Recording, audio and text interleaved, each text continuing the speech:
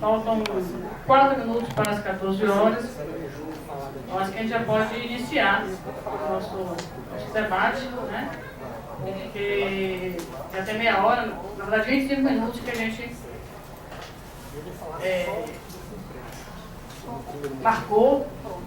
Então a gente queria já perguntar a vocês, começa agora? Ou é melhor começar, porque tipo, eu já ia sair mesmo, porque eu achei que não ia começar. Vamos começar assim. Aí se tiver como começar, vocês que tem mais aberto.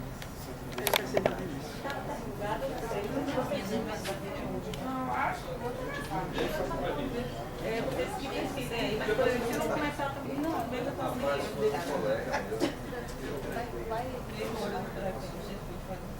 Bom, como eu disse, eu vou tentar, porque não é fácil. A complexidade desse tema é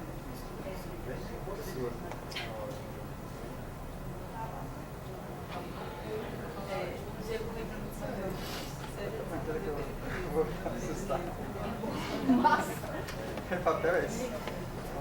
Eu sou professor da Universidade Federal de Alagoas, José Menezes Gomes. E sou da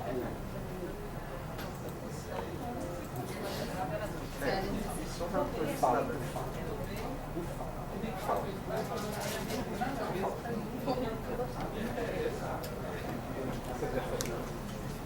Bom, então vamos chamar aqui os palestrantes. Como vai ter que usar o data show, é melhor eles ficarem por aqui mesmo. E a gente, né, qualquer coisa a gente vê. Então, vamos chamar, só o pessoal informando. Os órgãos, JF, TRT, TRE, fizeram uma palestra com pressa, há mais ou menos um mês e meio. E eu participei de 2 delas, e foram pessoas que mostraram os aspectos positivos do plano, fizeram um debate bem, assim, eu não posso dizer que foi imparcial, um debate bem, assim, informando, tentando convencer as pessoas a se inscreverem no plano. Foi importante? Foi, porque é preciso realmente que tenham 2 lados. Então eles fizeram essa parte, praticamente convencer as pessoas a migrarem. Agora a gente faz um outro lado, mostrando para vocês o que está por trás disso, o outro lado dessa história, de forma bem técnica, bem tranquila, para vocês entenderem o que está em jogo, porque é preciso conhecer todas as versões para ter uma posição que é irreversível na nossa vida. Então, é muito importante que a gente pense bastante do lado da história, do lado das versões, estude, reflita, para ver se migra ou se não migra. Tanto migrar como não migrar pode ser reversível. Apesar de ter sinalizações que vai prorrogar a data, mas a gente não tem nada de certo disso. Então, é uma posição, gente, que quando passar, quando a gente estiver perto de aposentar, a gente não pode dizer, poxa, eu errei, eu quero voltar atrás, tudo de novo, foi diferente. Não tem jeito. Então, nós não vamos dizer a vocês migrem, nem dizer a vocês não migrem. Nós estamos fornecendo dados para que vocês analisem essa decisão, que é de cada um e cada uma de vocês.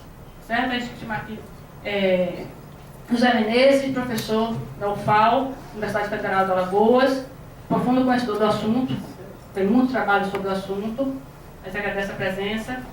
E professor Daniel Romero, professor do IFBA, também já discute esse assunto há um tempinho. A gente agradece também o convite, Daniel, e passa a palavra para vocês, para que a gente inicie. Então, vou pegar a cadeira aqui para vocês. Mas ele vai começar, Denise. Ele vai começar? Então, tá. Então, professor. Eu agradeço ao convite. Tenho feito várias palestras em vários locais sobre isso, porque me preocupa muito o rumo que podemos levar. Eu trabalhei esse tema no pós-doutorado na UFPE, na ciência política, com orientação de Marcos Costa Lima, e eu procurei investigar quais são os elementos ocultos do regime de previdência privada. A minha fala aqui é justamente tentar mostrar que não se trata apenas de fazer uma opção por uma forma de capitalização, mas o que está por trás, quais são os riscos. Eu vou tentar fazer um histórico do processo de privatização da Previdência. Então, o que eu quero tratar aqui é exatamente o seguinte: FUNPRESP, a incerteza da Previdência privada e a rentabilidade dos bancos. Ou seja, se o relatório da CPI, da Previdência, ocorrido agora recentemente, comprovou que não há déficit na Previdência e nem na Seguridade Social, por que então tanto se faz por esse governo e parte do Congresso e parte da mídia pela reforma da Previdência? Se não há déficit nem da Seguridade, nem da Previdência, por que tanto se faz para privatizar a Previdência? Então, uma coisa que eu sempre vou tentar alertar é justamente a visão da totalidade. Ou seja, a gente tem a mídia, ela sempre tem um interesse bem claro. Em Alagoas, quem que é a mídia? É o polo.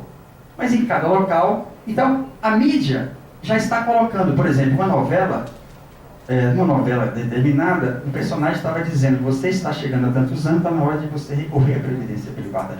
Aonde você for, existe um processo de tentativa de convencimento das formas mais superficiais. E é na novela em que você acaba repetindo que realmente, se você está com a idade tal, está na hora de você pensar na previdência privada. Então, nós vamos tentar ver a totalidade. Ou seja, o que está por trás efetivamente? Nessa direção, o nosso grande problema é o senso comum. E o senso comum, como é que ele nos trata? É mais ou menos assim: os servidores públicos são responsáveis pelo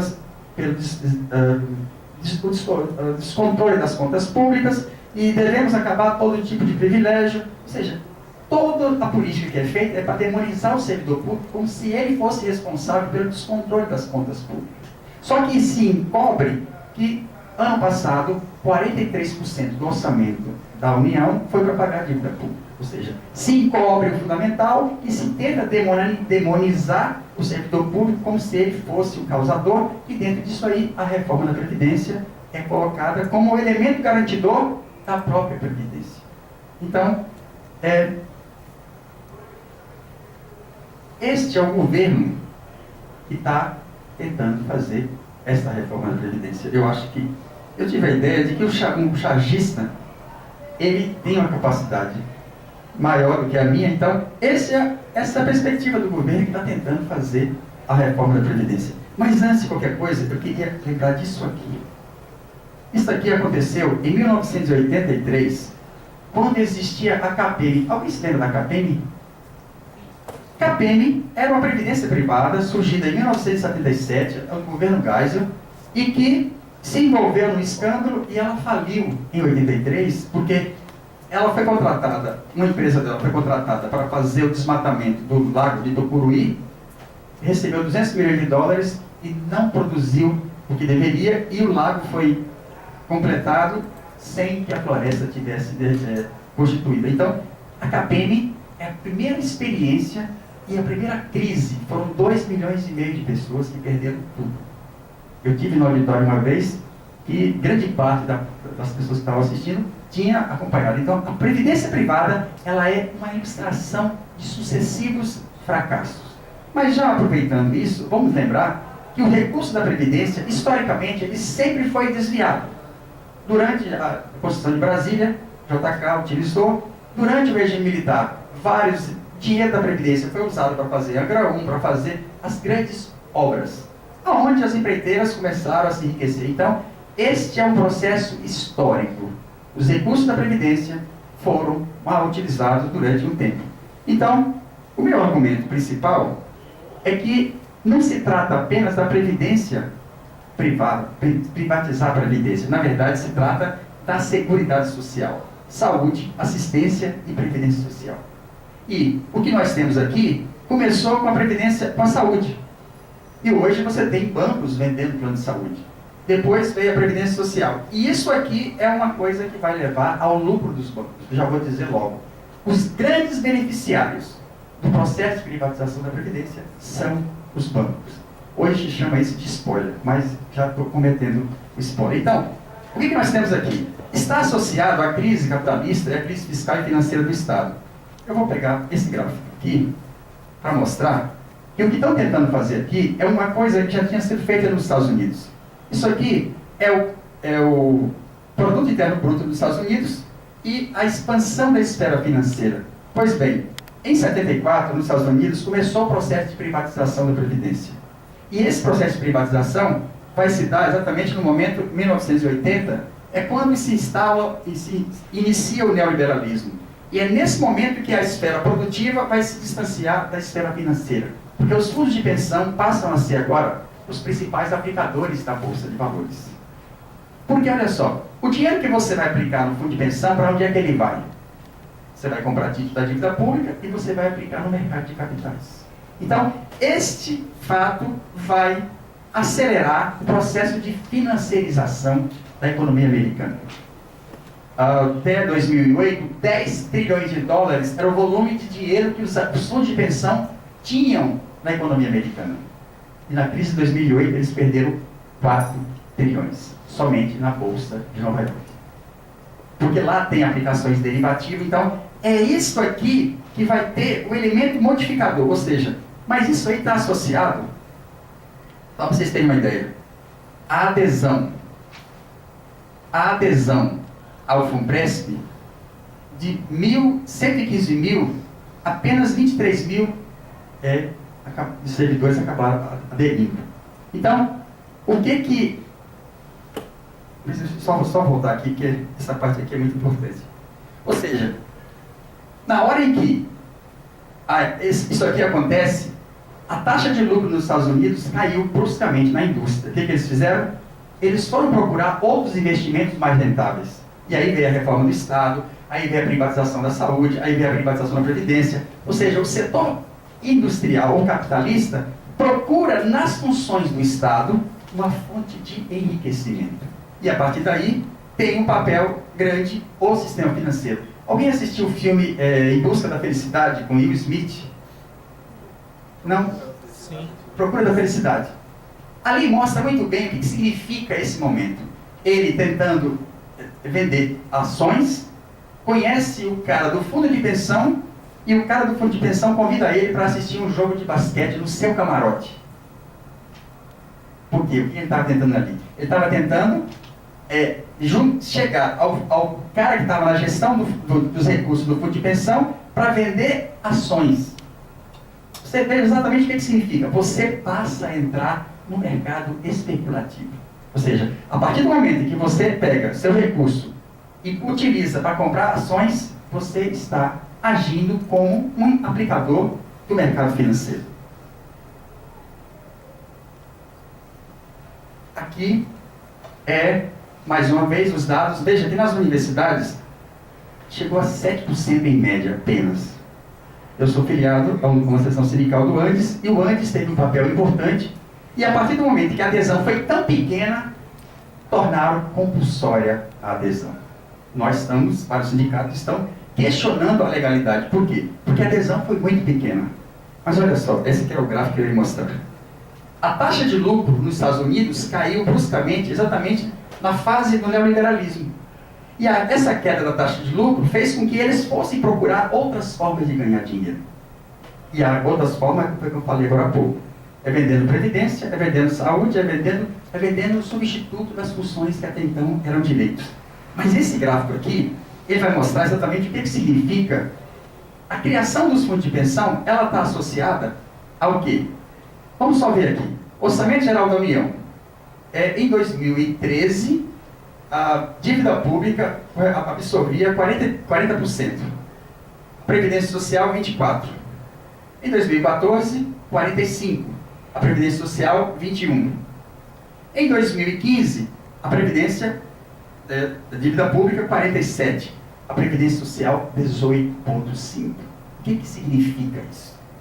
Significa que o processo de privatização da Previdência, ela é acompanhada por um alongamento do compromisso de pagamento dos juros da dívida pública. Ou seja, aqui deixa bem claro, olha, 40, 45, 47, o 24, 21, 18. Isso aqui simboliza exatamente qual é a lógica que está por trás do processo de fortalecimento da previdência privada. É a destruição da previdência pública e a garantia de compromisso de pagar a dívida pública. este vai ser a lógica que eu vou tentar trabalhar para no final concluir. Olha só. Evolução da aposentadoria. No começo, nós tínhamos o quê? Aliás, só uma coisa. Antigamente, como é que funcionava? Nós tínhamos um sistema de repartição simples. Uma geração financiava a outra. Não havia necessidade de fundos, não havia necessidade de nada. O que aconteceu? Foram desmontando o sistema de repartição simples, criaram os regimes próprios de previdência e potencializando o quê? Potencializando justamente o sistema de capitalização. No caso, privado. Ou seja, o que está por trás disso? Uma geração financiava a outra. O que nós temos agora? Acabou-se a solidariedade entre gerações. Por quê? Porque o que está em questão é que eles tinham como projeto serviço público sem servidor público. Tinha um projeto de progressivamente diminuir o número de servidores públicos. Por isso, eles não queriam que uma geração financiasse a outra. Por quê? Porque progressivamente os números de servidores públicos têm diminuído. Então, primeiro, emenda de 98, integralidade. Nós tínhamos integralidade, paridade, idade, o tempo de serviço, sem outros requisitos. 2008, integralidade, paridade, idade mais tempo de contribuição, 10 anos de serviço, 5 anos no cargo de aposentado, no cargo da aposentadoria. Emenda 2003, é 41 de novembro de 2003. Espera aí. Uma coisa curiosa. 2003, antes disso, a gente tinha tentado 3 vezes fazer a reforma da Previdência. E não conseguiu. E em 2003, se fez essa reforma da Previdência. E essa reforma da Previdência aqui é que abre espaço para a introdução dos fundos de pensão para os servidores públicos. Que hoje, incluindo as 3 esferas, seria mais ou menos 5 milhões de trabalhadores. Então, o que vai acontecer em 2003 que vai ter como objetivo justamente o quê? Introduzir a previdência privada, que até então era só para quem fosse CLTista. O que está por trás desta tentativa de introdução da previdência privada? É a partir daqui que vai surgir o FUNPRESP em 2012. O curioso é que em 2001, a previdência da Argentina já tinha entrado em colapso. Deixa eu só resgatar um pouquinho. A previdência da privada na Argentina começou nos anos 90. E em 2001, eles pegaram parte do dinheiro, dos recursos, e aplicaram em título da dívida argentina. Mas em 2001 teve a moratória argentina. E aí o que aconteceu? O governo disse o seguinte: se vocês quiserem, eu renegocio, mas eu só pago 25% do valor de face. Então eles perderam muito dinheiro com os títulos da dívida argentina. E aí eles ficaram arredios a título da dívida argentina. Falaram, agora vamos aplicar em ações. Fizeram isso. E o que aconteceu em 2008? 2008 é a data decisiva. Em 2008 nós tivemos a crise mundial. E aí, eles que já tinham perdido muito dinheiro aplicando em título da dívida pública, passaram a perder mais dinheiro ainda em ações. O que vai acontecer em seguida? Vai acontecer a reestatização da previdência privada. Não vamos esquecer isso. Na Argentina, houve um processo de reestatização da previdência pública. Por quê? Porque a previdência privada entrou em colapso. Quer outro exemplo? No Brasil, na América Latina, o primeiro país que introduziu a previdência privada foi com Pinochet. Em 73, 74. Era um modelo neoliberal. O que aconteceu hoje? A previdência privada no Chile está em colapso completo. Então, por que 2003? O que estava por trás disso? Bom, 10 anos de serviço, 5 de contribuição. Agora, quais são o FUNPRESP? Teto do INSS, mais previdência complementar, sem paridade, idade mais tempo de contribuição, 10 anos de serviço, 5 anos no cargo da aposentadoria e contribuição dos inativos. Pensar que eu, por exemplo, que entrei em 95, tenho integralidade, não é verdadeiro. Porque eu vou pagar previdência. Aliás, seguridade. É uma coisa estranha, porque eu pago seguridade com a intenção de obter não só garantir a seguridade social, mas de garantir a minha previdência. Pois bem, nós continuamos a pagar a previdência, a seguridade social. Então, o que isso aqui representa? é outra carreira. O que nós vivemos nas universidades são carreiras distintas. Porque nós sempre tratamos a previdência como parte da nossa carreira. Quando você introduz a previdência privada para os servidores públicos, você já está pressupondo o quê? Que vai ter uma carreira que tem previdência e outro que não vai ter. Bom, vamos agora. Gestão privada de fundos públicos. A FUNPRESP é a entidade fechada de previdência complementar com a finalidade de administrar e executar planos de benefício. Aqui está a letrinha. Fiz questão de colocar a letrinha bem grande. Isso aqui está em corpo 6. Esse fundo está sujeito a risco de perda substancial de seu patrimônio líquido em caso de eventos que acarretem ou não pagamento dos ativos financeiros integrantes de sua carreira, inclusive por força de intervenção, liquidação, regime de administração temporária, falência, recuperação judicial ou extrajudicial. Bom, temos exemplo? Sim. Os trabalhadores do Correio, que tinham um fundo de pensão de contribuição definida. Eles estão tendo que pagar agora 26% do salário deles para tentar recompor a perda que eles tiveram no mercado. E aí, já aproveito para fazer o seguinte alerta. A gente geralmente atribui uma má gestão do fundo o fato dele ter perdas grandes. É relativo isso. Por quê? Porque quando você é escolhido para representar o fundo, você vai oferecer o quê? Eu vou lutar para ter o melhor dividendo e tal. Mas o que você fez? O que eles fizeram? Aplicaram nos títulos que ofereciam mais rentabilidade. Aí todo mundo, que maravilha, mais rentabilidade, meu futuro está garantido. Só que os bancos foram liquidados. Então, o risco é uma coisa que acompanha a maior rentabilidade. Então, esse é o dilema do próprio fundo de pensão. Mas olha só, os militares continuam a ter o mesmo direito de aposentadoria público e integral. Os militares continuam a ter acesso à previdência pública integral, mesmo contribuindo com 8,5%. Os servidores civis, mesmo contribuindo com 11%, deixaram de ter. Porque essa é um cálculo bem rápido. Eu pago quase 3 vezes em relação a quem está pagando só referente ao teto. A previdência pública integral não é favor, ela é contributiva. Contributiva. A questão é, se não há déficit na Previdência, por que insistiram tanto em acabar com a Previdência contributiva? Mais uma vez, eu já antecipo. Porque alguém vai ganhar dinheiro com o que você vai comprar através da Previdência privada. Os militares somente passam a contribuir para a pensão depois de completar 2 anos de serviço. Os militares contribuem antes, mas o que eu quero mostrar é isso aqui, ó. A concessão de aposentadorias e pensões aos militares, que corresponde a 44,8%, o que o governo chama de rombo da Previdência, não faz parte da reforma. Ou seja, eles não fizeram parte de nenhuma outra etapa e estão novamente de fora desta. Mas olha só, no ano passado, o déficit previdenciário, entre aspas, dos servidores somou 75 bilhões, um aumento de 8,37% sobre 2014. Desse total, 35,5% se refere ao pagamento de benefícios civis e 32% aos militares. Vamos só ver como é que vai ser? Eles continuam a ter direito à Previdência Pública Integral, pagando 8,5%. Os novos só vão pagar 11% sobre o teto.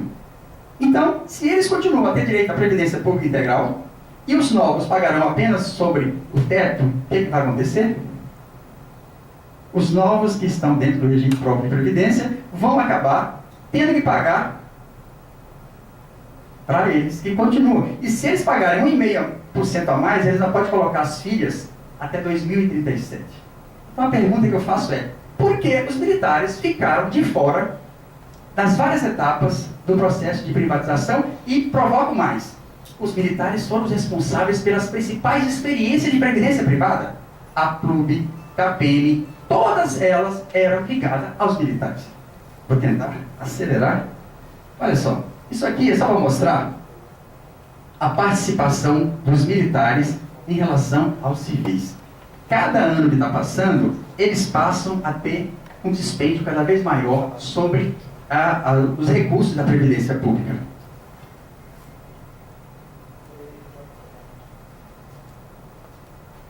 aqui, mais uma vez, nós temos a totalidade dos servidores, olha, os militares. Não teve outra parcela de pessoal que ficou de fora também, fora militar, não teve...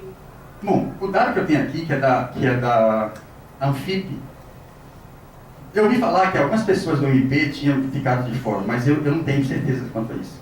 Eu sei que nessa tabela aqui, nós estamos vendo exatamente os militares em particular.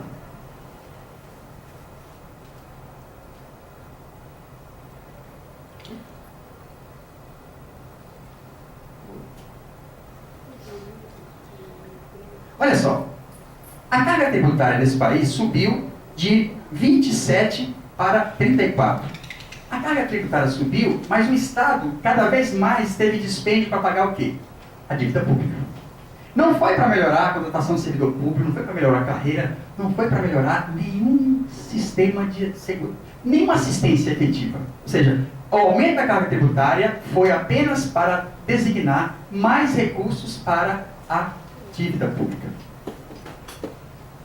Olha só, a Previ, que é um fundo de pensão do Banco do Brasil, onde é que ela aplica seu dinheiro? Ela aplica basicamente em renda variável. Você sabe quem é que manda na Vale do Rio Doce? A Previ. Quem manda na Vale do Rio Doce, vou apresentar mais à frente, se chama Vale Participações. A Previ, que é o fundo de pensão do Banco do Brasil, ela tem 53% da Valepar que tem o controle acionário. O que significa isso? E quem define as diretrizes são os trabalhadores do Banco do Brasil através dos seus fundos de pensão. Vamos só imaginar aqui o que esses trabalhadores do Banco do Brasil, através do fundo de pensão, fazem quando chegam na reunião da Vale. Qual é a preocupação deles? Melhorar os dividendos, para garantir o futuro. O que significa isso? Esterilização, redução do salário, precarização ambiental. Percebam que você acaba incorporando na gestão dos fundos a mesma função que o capital. A Oi, como eu falei, quem que são os donos da Oi? Carlos Gereissati, Andrade Gutierrez, duas empresas, fundo de pensão do Banco do Brasil, da Caixa Econômica e da Petrobras. O que significa isso? Que eles estão ali na gestão junto com o capital. Eles estão quebrando a solidariedade de classe. Porque os trabalhadores do Banco do Brasil, sem saber, é bom que se diga, sem saber, eles estão apostando apenas que estão chamando o excelente homem de finanças e que, não, você, à medida que tem as ações, você passa a gerir a empresa. E gerir a empresa significa você passa a ser aliado, e aí é que vem o que eu chamo de conciliação de classe efetiva. É você ter na gestão da Vale o Grupo Mitsui, o Grupo Bradesco, as principais empresas comandadas pelo Fundo de Pensão do Banco do Brasil. Olha só. Aqui mostra exatamente que não há um crescimento, um crescimento do gasto pessoal em relação ao PIB, nem a receita corrente líquida. Há uma diminuição. Então isso aqui é muito importante, por quê? Porque não é verdadeiro que nós somos responsáveis pelos controles das contas públicas. Então, nós estamos em greve, nós estamos o tempo todo mobilizando, ou seja,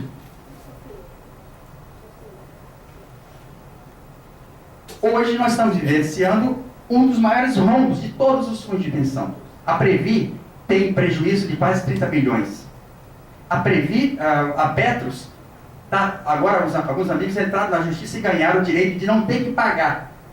O que significa isso? Se você fizer aplicações e você for perdendo o rendimento, você fica abaixo da média atuarial. Sendo assim, você vai ter que recompor o patamar que você estava. Então, o que significa? Você está querendo garantir o seu futuro, mas o seu presente fica comprometido. Porque os trabalhadores do Correio estão tendo que pagar 26% do salário para poder tentar recompor. Quer dizer, ele já retira um valor para pagar normalmente mais 26% do salário para tentar recompor o rombo que foi produzido. Porque quando você perde muito, isso vai interferir, porque é desse dinheiro que vai sair a sua previdência complementar. É do rendimento do mercado financeiro que vai vir o rendimento, o que você vai ganhar mais à frente. Olha o que eu falei agora há pouco. Quem são os acionistas? Vale Participações. Ou seja, quando você está no fundo de pensão, significa que você vai participar da administração das empresas que você compra as ações. E qual é o seu interesse? Aumentar os dividendos. O que significa isso? Diga. Eu tenho um amigo aposentado da Petrobras, ele tem Petros. Sim. Ele estava me falando comigo no final da semana passada que ele está tendo que pagar um valor absurdo para recompor exatamente isso que você falou aí. Quer dizer, você está aposentado, tem um plano, um fundo de pensão, e ele tem que pagar para poder manter o equilíbrio do fundo, para poder... Eu queria só Ah. perguntar se depois, porque tem ainda Daniel para falar. Tá, deixa eu acelerar aqui. Olha só.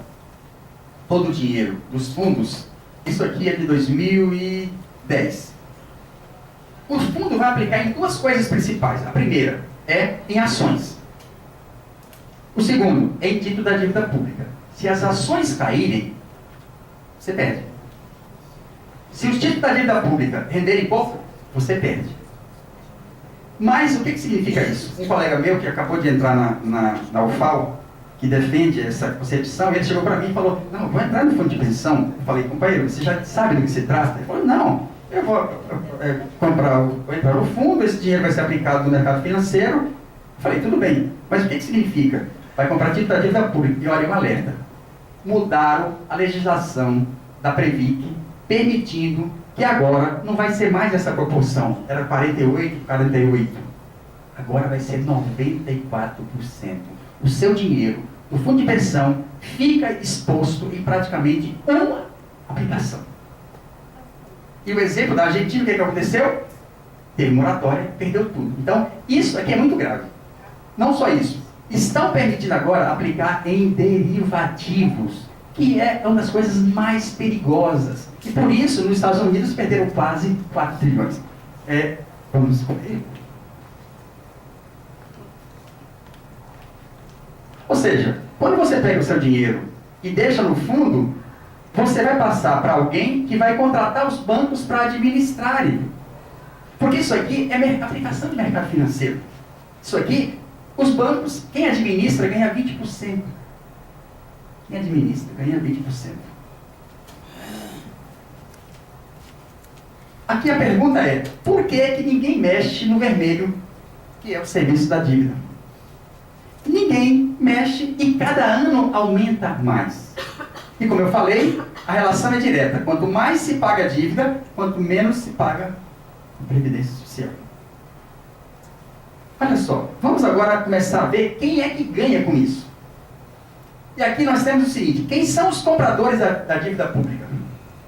42% são bancos nacionais e estrangeiros, fundo de pensão 19%, fundo de investimento e estrangeiro. O que significa os bancos comprarem 42% da dívida pública?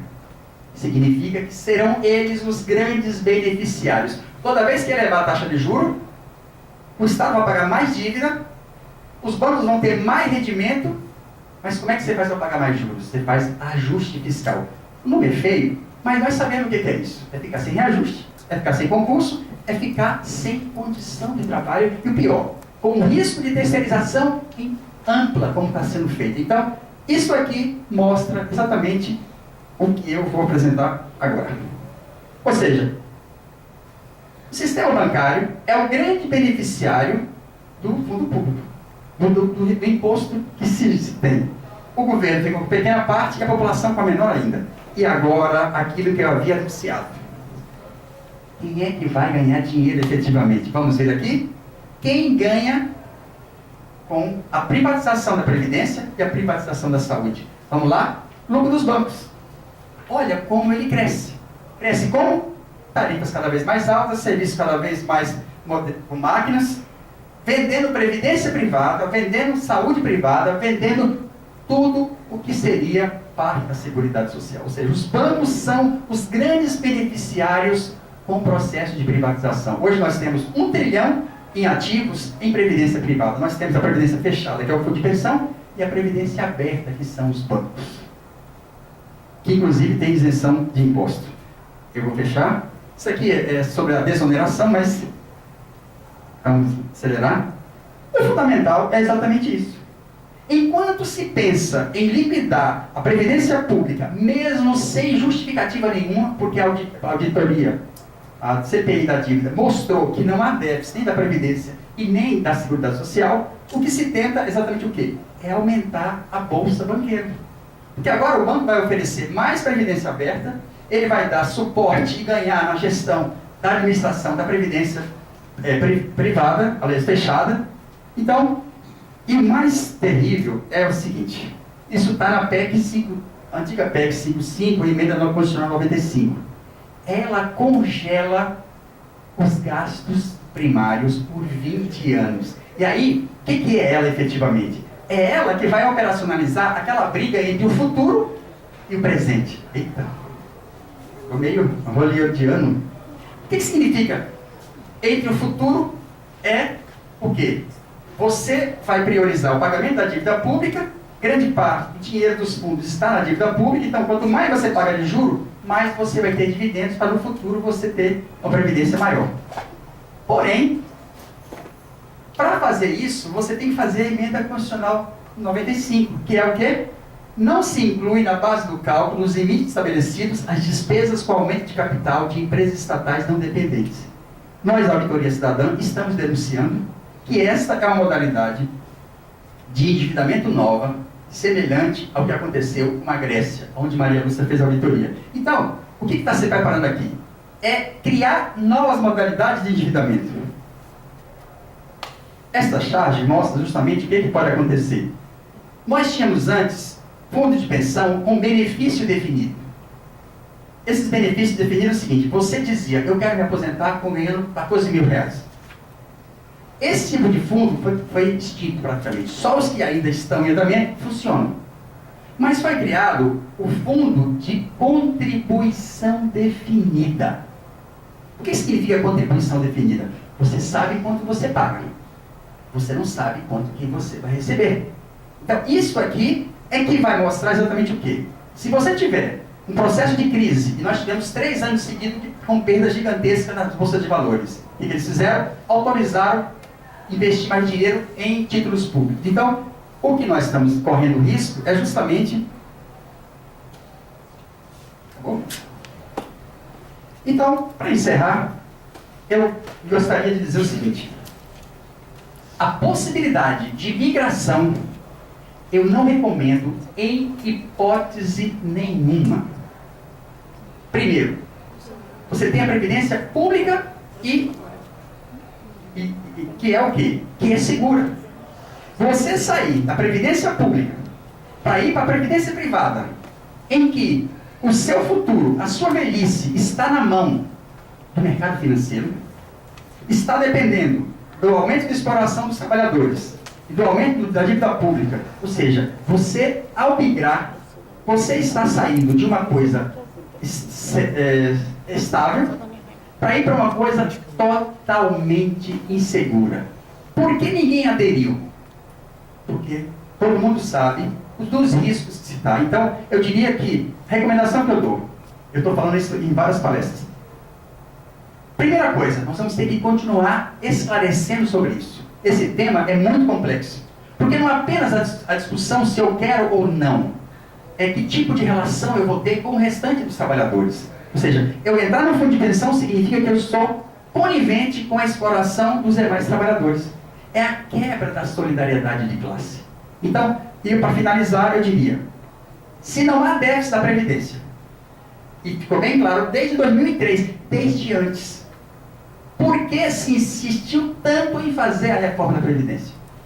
Por que se deve quase 200 bilhões à Previdência e muito pouco se faz para executar tudo isso? Ou seja, nós temos, na verdade, um governo que conspira a favor do sistema da dívida, a favor de criar um mecanismo que possibilite ao setor financeiro mais rendimento. Ou seja, o que nós temos que pensar aqui é justamente o seguinte: nós temos que criar um movimento que possibilite o questionamento dessa forma de previdência privada para recompor a luta pela previdência social. O Andes tem uma proposta que diz o seguinte: a previdência pública integral, que é contributiva, deve ser o objeto de todos nós.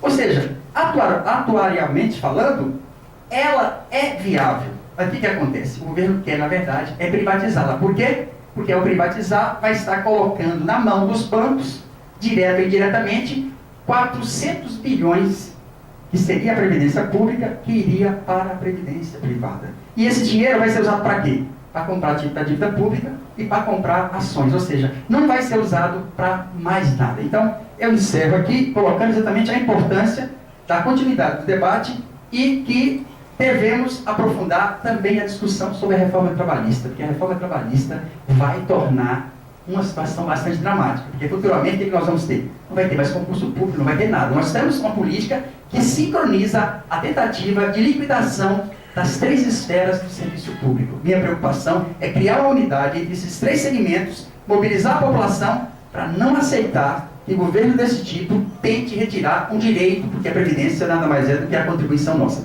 Bom, obrigado, ter perguntas e retorno. Boa tarde. Nós vamos dar continuidade com o professor Daniel Humberto, que ele vai se apresentar aqui para vocês. Pessoal, boa tarde. Tudo bem? Não quero saber a idade de vocês, não, mas eu queria saber quando vocês entraram no serviço público. 98. Mas quem que entrou antes da reforma da Previdência de Fernando Henrique? Vocês viram, não sei se vocês se lembram aqui, o senhor José Gomes colocou aqui uma plaquinha, né, uma tabelinha, identificava aqui as reformas principais, né? Então nós temos uma reforma importante, que foi com o governo Fernando Henrique, essa se deu em 98, certo? Quem que é antes de 98? Só 3 pessoas, mais José. Depois nós temos uma segunda reforma da Previdência, que se dá com o governo Lula, em 2003. Quem que entrou antes, né, de 2003? O pessoal de 98, mais aí as 2 pessoas. Quem que entrou entre 2003 e fevereiro de 2013? Nessa faixa, então. Depois da reforma da Previdência do governo Lula e antes do FUNPRESP. Tô certo? Então, a maior parte de vocês entrou nessa fase. É justamente essa discussão que o FUNPRESP está... Uma pergunta que o FUNPRESP está direcionada a vocês, uma pergunta que nós temos que responder, na verdade, também sou servidor nessa mesma situação. O FUNPRESP está nos convidando para migrar para o regime de previdência complementar.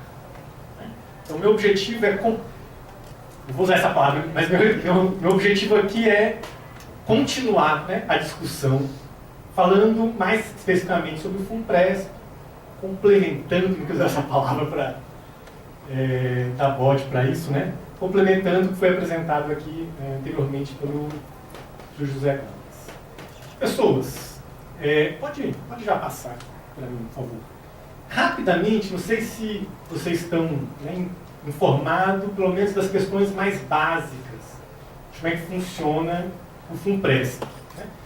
Então, o FUNPRESP, para quem quer se informar lendo a própria lei, é uma lei de 2012, essa lei aqui, 12.618, e ele passa a valer a partir de 4 de fevereiro de 2013. Então, todo mundo que ingressa no serviço público a partir de 5 de fevereiro de 2013 já está submetido ao teto, né? Essa reforma da Previdência estabeleceu o teto do INSS também para o servidor público, hoje está na faixa de uns R$ 5.600 aproximadamente, e esses daí, a partir de agora, são automaticamente vinculados ao FUNPRESP. Né? Os que estão entre 2003 e 2013, esses vão fazer uma opção. Né? Podem fazer, melhor dizendo, uma opção. Na verdade, os que entraram antes também podem fazer isso daí. Né? Quem entrou antes de 2013 pode fazer uma opção. Essa opção para migrar é até essa data aqui, né? 28 de julho desse ano agora, já faz 2 anos, né, que essa data está aberta, que na verdade já é uma nova fase, né? Porque já teve uma primeira fase, baixíssimas adesões, teve uma segunda fase, eu aposto com vocês vai ter uma terceira fase. Aposto tão certo quanto que o preço da gasolina vai aumentar. Né? Pode ir para... e aqui, volta um pouquinho, perdão. O FUNPRESP, ele foi dividido em 3. Né? Tem o FUNPRESP para os servidores do Executivo, o FUNPRESP para os servidores do Legislativo e o FUNPRESP para o Judiciário.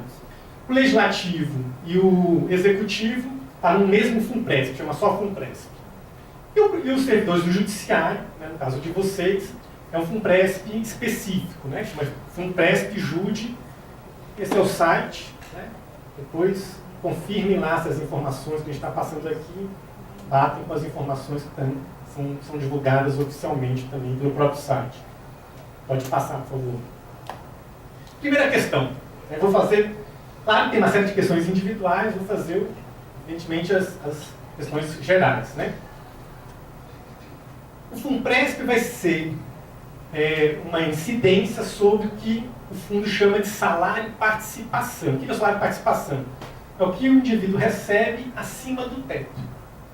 Então, até o teto ele contribui com o INSS, acima do teto, se você optar pela migração, você vai agora contribuir com o FUNPRESP.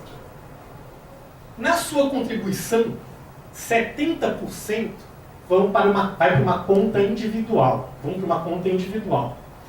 20% vai para o fundo comum do fundo, portanto, vai ser utilizado para pagar as aposentadorias não planejadas, sobrevida, invalidez permanente, pensão por morte, vou me referir a elas um pouco mais à frente.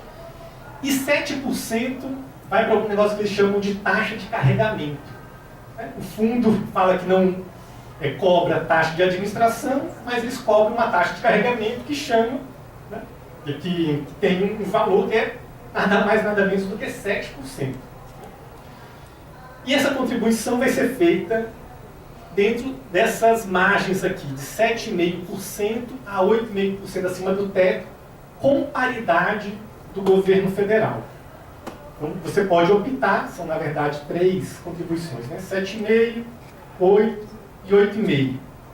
Então você pode optar por uma dessas 3 e o governo vai fazer uma contribuição que é dentro daquilo que você também estiver contribuindo. Cada R$1 que você colocar, mais R$1 vai ser dado, vai ser feito pelo governo. Pode passar, por favor.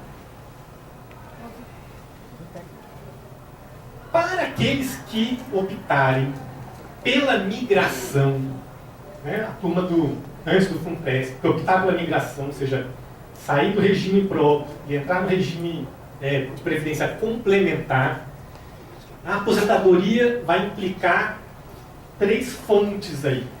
Então, primeiro, o indivíduo vai receber o equivalente ao teto, que é aquilo que vai ser pago pelo INSS. Segundo, vai ter uma fonte aí que o governo tem chamado de benefício especial.